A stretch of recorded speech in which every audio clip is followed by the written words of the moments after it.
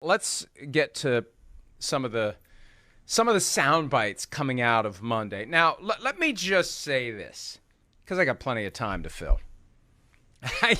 And it's important. Beyond the fact that it's important, I talk a little more slowly there, Slugger.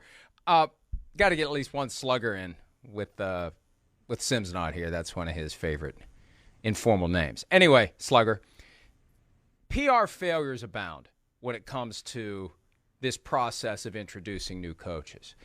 It's not difficult. For starters, unless you really don't want, there it is. There's the coaching arrival with the People's Court song. These are real people, real cases. I can't remember what Doug Llewellyn used to say. The only thing I can remember is, don't take matters into your own hands. You take them to court. But, okay, let me just start with Brian Daboll. We're going to hear from him in a second. Why would you do his introductory press conference the day after the conference championship games? I understand that in the individual cities, they really don't care, and they'd probably rather not pay attention to the teams that make it to the Super Bowl. But nationally, we're kind of paying attention to other things. Between the Bengals making it to the Super Bowl, the Rams making it to the Super Bowl, Tom Brady retiring or not retiring, maybe he is, maybe he won't. We'll talk about that later. You're not going to register much, not what you would ordinarily register with your introductory press conference. Now, maybe for some of these teams, that's what they're trying to do. But I don't know why you would pick, of all days this week, Monday. Do it today. Do it tomorrow, as the afterglow of the conference championship games begins to subside. How hard is that? That's not hard. If I can figure it out, let me tell you, it ain't hard. The other thing, too, is we saw Brian Daboll there, and you're going to hear from him in a minute. Mike Golick and I were talking about this last night. I've talked about it probably every year, dating back to the David Byrne moment from Ben McAdoo 5 years ago when he showed up. Actually, it's more like 6 now, maybe 7. Time flies when you're not having fun. There's Ben McAdoo, and there's Brian Daboll wearing Ben McAdoo's suit. Why do we have business suits for these coaches? Why? What is the point? What's the thought process? And please don't tell me that's just the way we always do it. It was like that when I got here. Come on, where is any common sense, logic, creativity, reality for the PR people, the owners, whoever it is? I don't know who's making this call. I'd love to be privy to the conversation. And maybe the PR people are saying to the owners, hey, we can't do this anymore. This is outdated. This looks goofy. We're going to make our coach uncomfortable. If the Adam Gase introductory press conference with the Jets didn't prove that, nothing will. Why do we put the coaches in clothes that we will never, ever see them in again, unless they choose to go business suit for a press conference held in connection with the Super Bowl, like Bill Belichick will tend to do? I don't know if he does it for the pre-Super Bowl press conference or after winning. He's won so many, I can't remember the difference between the two, but you rarely are going to see a coach in a suit. Rarely. Why not let him be comfortable? Here's Brian Daboll being as comfortable as he possibly can be, introduced to reporters yesterday on the important question, especially when it's an offensive coach, as to whether or not he will be calling the plays for the New York Giants offense. In terms of the play calling, I think that's a work in progress too, Dan. We'll see who the offensive coordinator is, who the rest of the staff is, and then we'll talk about that as we get going through OTAs and mini camps. But it'll be important. That position, that offensive coordinator position, will be an important position for us.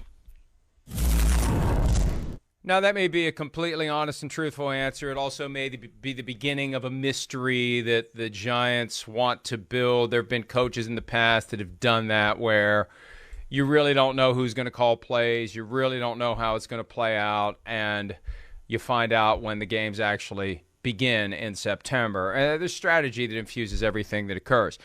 Also, more from Brian Daboll on the question that we think, well, we can tell was resolved last week when we heard both from Joe Shane, the new GM, and also from the team owner, John Mara. Daniel Jones, quarterback at least for 2022. Here's Brian Daboll chiming in on the identity of the quarterback for the Giants. Look, we're not going to make any predictions, and I wouldn't do that to Daniel or really any player. I don't think that's fair to compare him to another guy that I was working with. He's himself. We're going to find out what he does well. We're going to try to implement a system that suits him. And then it's our job to bring pieces in that help him to be the best version of himself and the best quarterback for us. He's got the right mindset. He's got good size. There's a lot of things to like about Daniel, and we'll just take it one day at a time. It takes a lot to raise a quarterback, if you will. And he's been around the block here these last 3 years with some different pieces. We're going to try to give him some stability and just take it from there. Slightly more diplomatic than John Mara saying last week, we've done everything to screw this guy up that we possibly can. But we got 3 years of Daniel Jones. And last year, one of the things Sims and I was talking about as the 2021 season approached, the Giants were expecting Daniel Jones to have a Josh Allen type of a leap. He's got a lot of the same skill sets. He can move deceptively. We see it from time to time. He can run. He can throw. Not like Josh Allen. Nobody really can throw like Josh Allen, but there are attributes there that are positive. You don't get to see him much because he's constantly under duress because the offensive line blows. So they have to unblow the offensive line and then see what Daniel Jones can become. And I think one of their concerns, this is very realistic, when you make the investment, top 10 pick in a quarterback, if you flush that quarterback prematurely and he goes somewhere else and becomes great, you look like an idiot. It's the Ryan Tannehill effect. You don't want to do that. You want to avoid that if you can. So you want to give the guy a chance. The most fascinating offseason decision moving forward for the New York Giants will be whether or not they pick up the fifth-year option on Daniel Jones. Sims and I have grappled a little bit about that. I think that they're writing some pretty big checks pro Daniel Jones with these press conferences and sound bites. I don't know how you don't pick up the fifth-year option for Daniel Jones after everything that they've been saying. We're building this guy up. We're giving him every chance we can. But let's not get too crazy here. We're giving him 1 year to prove himself. Now, there's a way to explain it, and this gets back to the overall PR abilities of an organization. It's not just the PR person. Sometimes the PR person gives incredibly good advice that is ignored. But they need to be ready to explain when May 3rd rolls around if they don't pick up the option. Why they said all those great things about Daniel Jones in January, but then come May 3rd, they decided, we're going to go just 2022. We'll worry about 2023 when it comes, which implies that if it doesn't work out, we're not going with a 2-year plan for Daniel Jones. We really want to give him every possible chance. We've screwed him up every way we can. We're giving him 1 year.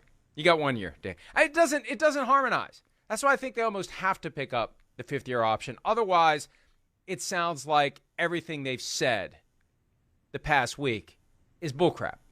Thank you. That's what it feels like.